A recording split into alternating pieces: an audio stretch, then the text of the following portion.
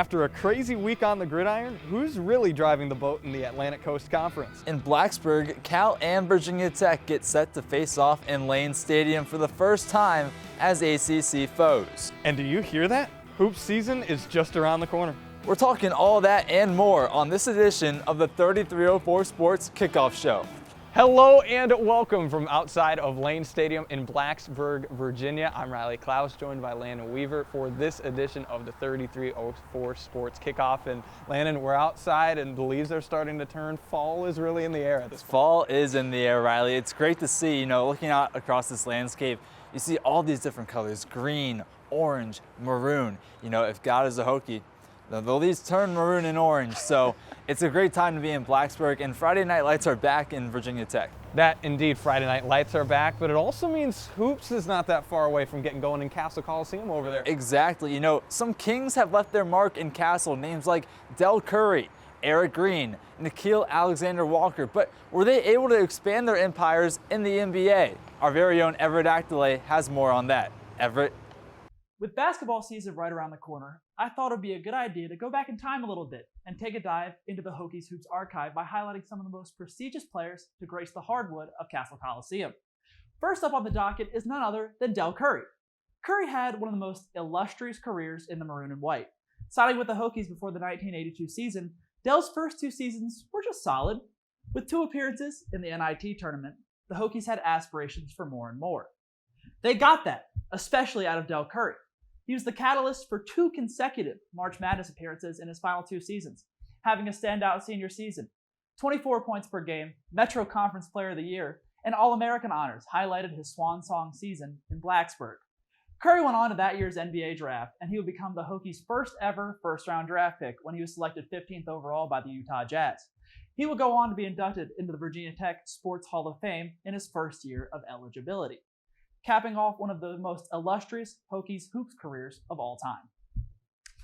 How about we look at a current NBA Hokie, none other than Nickeil Alexander-Walker. He showed up on campus as a hot shot, being the second highest rated recruit ever brought to VT. Lofty expectations were placed on the young Alexander-Walker going into his freshman year, and safe to say, he didn't disappoint.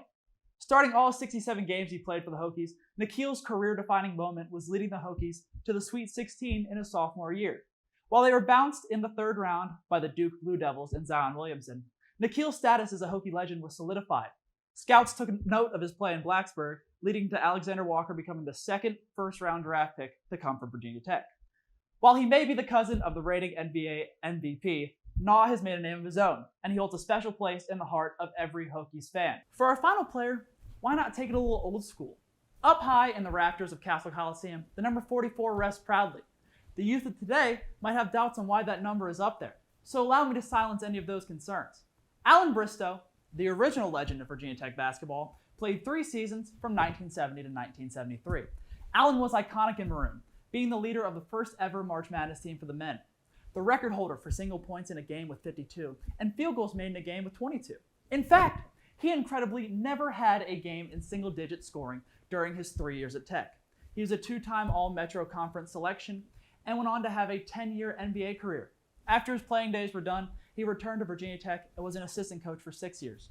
Undoubtedly, VT basketball wouldn't be the program we see it as today without Alan Bristow. With Hokies basketball tipping off in a matter of weeks, it is important to remind the players of today the legends that came before them, and the chance they have in front of them to cement themselves as legends on campus. Guys? Amazing stuff, Everett. And now, Riley, let's shift our focus to the ACC landscape of college football. Yeah, that indeed. There's a whole lot going on. Let's start with this. The top team going into last week, Miami, all of a sudden falls to Louisville in a classic, but that really makes things interesting because the top potential contender loses the game. Yeah, and now that opens the door for Georgia Tech 7-0 after their big victory at Duke. The road is wide open for the Yellow Jackets. Yeah, all of a sudden Georgia Tech might be the team to really watch in the ACC. They've looked really impressive, as you said it, staying undefeated, and that's big for them moving forward also. And now UVA, a big win against Wazoo. They had to come from behind and won off of a safety. It's really making November 29th a big day for Virginia Tech football. No doubt Virginia has been a pretty solid football team this year, but when you look at that last game, that's a scary one for them against the Cougars, and it took, as you mentioned, a last-minute safety to really get it done for them. I think it's going to be interesting as they start facing some more ACC opponents. Are they legit or not? Yeah, no, teams that aren't legit maybe, Clemson and Florida State, both teams that had success in the past couple of years, but ever since that 12-0 season, things have not been going right for Florida State. Yeah, you're talking about the Seminoles have lost double-digit ACC games in a row. That is something you would not have expected after an incredible season like that, and it hasn't exactly picked up this year. And then when you talk about Clemson as well, it just feels like they haven't been able to really get it going. You can talk about Dabo Swinney's approach in the transfer portal and other elements, but for some reason it hasn't really clicked this year either.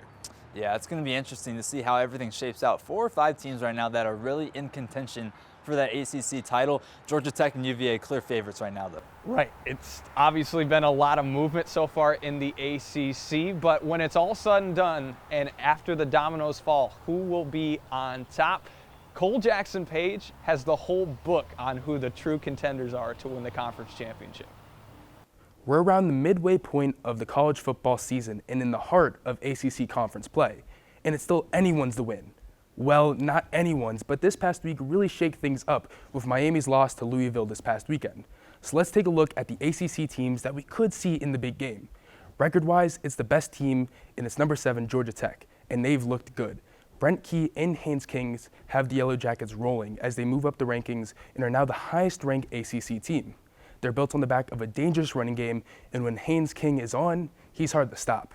The question is, can they keep this up? The rest of the season is an interesting one for Georgia Tech as they play Syracuse, NC State, and Boston College, which I'd feel comfortable chalking those in as wins. After that, there's Pittsburgh that could leave challenges in the Georgia Bulldogs. Now, UGA isn't an ACC team, but say there is a few undefeated teams left, there could be some tiebreakers in play. Following Georgia Tech, it's the number 16 ranked Hoos from UVA. I know Hokie fans don't want to hear it, but Virginia is one of the best teams in the country this year. They were a little shaky last week, but found a way to win. So far, they've lost 1 game and are still undefeated in ACC play. That's the thing about Wahoo's football, they found ways to win, and especially behind that offense that's averaging over 40 points per game. They beat then-ranked FSU and Louisville earlier this season, and coming up, their next 2 games look winnable with UNC and California. Their last 3 games could rise some challenges with Wake Forest, Duke, and Virginia Tech. Hey, I hear you, Virginia Tech isn't a great team, but it's the Commonwealth Clash for a reason, and the boys from Blacksburg have really been on the winning side for it a lot.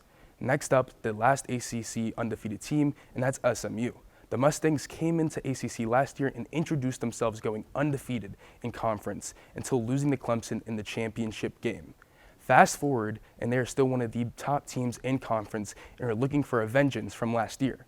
Kevin Jennings is back at the helm, and the Mustangs just came off a big win versus Clemson. Unfortunately, the hardest part of the season has yet to hit for the Mustangs, as they're set to play Miami and Louisville later this season. Not saying SMU can't win, but it's going to be an uphill battle to stay undefeated in ACC play. Next up is Miami. Now, even though Miami had a big loss this past weekend, you still can't look past the Canes. They've looked really dominant most of the year and still have one of the best quarterbacks in the nation, despite his 4-interception game. They should still feel confident about the rest of their season, even with SMU and Pittsburgh still in the schedule. The last team I think has a real shot is the Louisville Cardinals. They just came off a big win against Miami to keep their hopes alive after losing to UVA a few weeks ago. Some things will need to go right for the Cards, but they have one of the best coaches in college football in Jeff Brom, and Miller Moss has a chance to keep the momentum going, and the defense can really shift gears the rest of the season. It's a tough climb, but it is doable for Louisville. Those are the teams I think have the best shot to make it to the championship game. There are some other ACC teams I didn't mention like Pittsburgh and Duke, but both teams have a challenging schedule left and have already lost a game in conference play, but it wouldn't be fair to not give them a shout out. So don't come after me, Pittsburgh and Duke fans, I see you. Now, if you're asking me who I think is going to come out on top, I think it's Georgia Tech to lose this year. They have the best chance to stay undefeated the rest of the year and have been able to be dominant in many different ways. If I had to pick the opponent, I still think Miami has it in them. They'll have to have some luck, but I think they'll be able to bounce back from their loss. They have Carson Beck and the athletes to do it down in Miami to get back to the ACC championship game.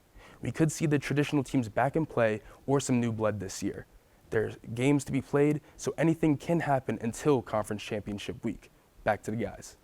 Thanks, Cole. Well, that's a lot about some of the teams that are truly in contention. Now, it doesn't feel like at the moment Cal or Virginia Tech is maybe in that conversation, but there's still a lot to play for, and there's a big matchup this weekend, as you said it earlier, Friday night football here in Blacksburg. Yeah, it's really going to be a great time. Cal, if they win, they're bowl eligible, which is a big deal this early in the season. In 8 games, you get to 6. So Virginia Tech, on the other hand, 2-5. They're not doing too hot. It's been a tumultuous season, to say the least, in all different facets for the Hokies. But, you know, Kyron Drones still at the helm. Maybe he can salvage something up his last primetime Friday night game in Blacksburg.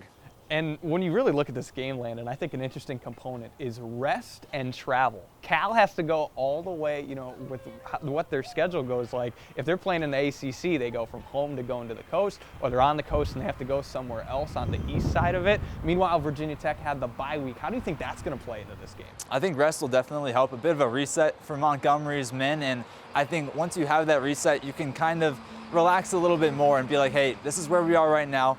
Let's look ahead and see what Cal's doing and kind of tackle, you know, go more in depth on different aspects of the game instead of, you know, oh, we just lost. Let's kind of mope our way through the next practice week. Instead, you know, maybe a bit of enlightenment, a sense of nourishment for the Hokies. And you mentioned Kyron Drones, and we go to the other side. Jaron Kiave Sangupolotele is the quarterback for Cal. He feels like he could be a wild card, and really he could be the secret tip the Golden Bears want to win. Yeah, a real mouthful for the Hokies defense, right? It's a bit of a wild card. They don't know much about him. The kid from Hawaii. It'll be interesting to see how he deals with this cold Blacksburg weather. Well, Friday night will be just the second time ever that the Hokies and the Golden Bears have faced off on the gridiron. But if it's anything like the first time, fans will be in for an early Halloween treat. For more insight on the bowl matchup from 2003, here's Thomas Howlett. When a lot of people think of the Atlantic Coast Conference, they think of the historic rivalries that run deeper than still waters, like the U versus Florida State, North Carolina Duke, UNC NC State, and even UVA Tech. However, with the addition of California, Stanford, and SMU into the conference just a year ago, entirely new traditions and history have been inducted into the ACC. We'll see this new history Friday night as Cal comes into Blacksburg for the first time ever, which is only the second meeting between the two.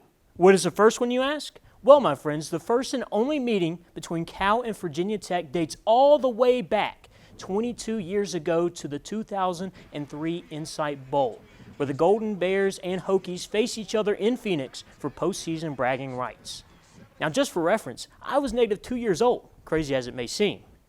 California represented the Pac-10 and the Hokies represented the Big East, as Tech entered as 3-point favorites over Cal and star quarterback Aaron Rodgers. Yes, that Aaron Rodgers. The Hokies were led by quarterback Brian Randall and running back Kevin Jones, and on defense, the Hokies were anchored by Thorpe Award finalist D'Angelo Hall. It was a close contest throughout the game, but the Hokies found themselves trailing 49-35 midway through the fourth quarter. As Randall got his offense ready to go later in the drive, Randall found Chris Sheave for another touchdown to make the score 49-42. The mighty defense forced a 3-and-out, and on the punt, D'Angelo Hall made several defenders miss as he found the outside with blockers in front to tie the game at 49 with just 3 minutes to go. Rodgers almost fumbled the game away after Cal received the kickoff, but the ball was recovered. Rodgers settled in and was able to march his Bears down the field to set up Tyler Frederickson for the game-winning field goal. Rodgers took home Offensive MVP, and with the loss, the Hokies finished the season 8-5. The question now is, will we see the same types of fireworks in Lane Stadium Friday night? Who knows? But one can only hope. Cal and Virginia Tech might not have history with each other like they do with other schools from around the nation, but that's why the only thing better than old rivalries is new ones. Back to you. Thanks, Thomas. Well, how about that? Over 100 points in the contest, and that Cal quarterback named Rodgers is still throwing the pigskin up in Pittsburgh, just like we're about to throw the pigskin down in Blacksburg. Ain't that right, Landon? Yep. Gonna throw the rock around a little bit, talk some ball. Some ranked matchups this weekend, Riley. What are you thinking? Vanderbilt, Missouri, that's a big one. Pavia and his top 10 team going to Nashville with game day. A big moment for the Commodores. Without a doubt, right? They get a lot of hype going into that Bama matchup, and they maybe weren't able to deliver, but they can prove themselves this week in that one if they want it. But I think Missouri is a dangerous team. To see how they fare in Nashville. But looking in the SEC, Ole Miss, Oklahoma. Yeah, I like this matchup a lot. I'm honestly shocked so far to see where the numbers lie in terms of, I think Ole Miss has a real good shot in this game to really make something happen. Yeah, they've got a top 10 team, had a hard loss against Georgia. It was a shootout. There wasn't a whole lot of defense in that game, and I think Lane Kiffin's gonna lay into his squad this week being, hey, we gotta finish out games. They had a lead going into halftime, so they'll look to continue their strong play against Oklahoma. And now staying with the SEC again, we're going on the coach's side. Billy Napier fired from Florida after picking up a 23-21 win over Mississippi State. Yeah, you don't see it every day that the coach gets a win and that's when they lose their job. But I think there's a bigger question to be had here, Landon, because obviously it feels like Florida didn't think he was winning enough, but this has been the thing with multiple coaches. Is the coach really the problem at that point, or is there a bigger issue down in Gainesville? Yeah, we'll have to see who is going to be the next man to step into a Florida Gators coaching helm. But James Franklin was also let go from Penn State last week after a loss against Northwestern. It's going to be interesting to see where he lands, and it's going to be interesting to see what he does at his next spot as well. Right, because I'm fascinated to see, is he considered the top candidate in this cycle right now? But also, he said he wants to win another national championship, but does that mean this year, or does he go into the media for a year before he gets back into coaching? We'll have to see there, but I feel like he could still bring a lot to a future program. Yeah, he made it known that he wanted to win a national championship and that he'd do it wherever he would go. I'm interested to see how he fares if it were to be a different conference. I don't think he'll go to a school in the Big Ten. I think a team in the ACC or SEC is mainly where he'll go, and it's looking likely like it'll be the ACC. Yeah, I think that will be very interesting to see with the conference change, if that helps him out or if he has to really fight if he went into, let's say, the SEC. That's tough competition. And now let's focus on here in Blacksburg. What are your score predictions for this weekend? Cal against Virginia Tech. I'm feeling a little bit of points scored in this matchup, and I think it's going to be tight. I think this is the last game that Virginia Tech maybe is even favored or has a real shot in. I've got the Hokies taking it 31-27, and I think the X factor is going to be Cal's QB in Sangu Polotele if he can really keep sure of the football and not turn it over. Yeah, I'm thinking, Tech's going to take this one. I think their final game, not final game at home, but they have their final night game most likely of the season and a Friday night game. I think a big X factor is going to be Terrion Stewart. Look, he's been injured off and on, but we know what he's capable of. We saw it against NC State. He had that big game, 150 plus yards on the ground. If he can rush like he's been rushing, a real bully on the ground, I think Tech will come out with I'll say a 38-33 win. Okay, how about that? Yeah. It's going to be a fun time in Blacksburg. Going to be a fun time. Yeah, no doubt. It's going to be a great atmosphere, weekend game. Not quite the Thursday that Blacksburg has all the time, but Friday night football, who's opposed to that? That's going to do it for the 3304 Sports Kickoff Show this week. Thank you to our reporters, Everett Acdelay, Cole Jackson Page, and Thomas Hallett. He's Riley Klaus. I'm Landon Weaver saying so long, and we'll see you next week.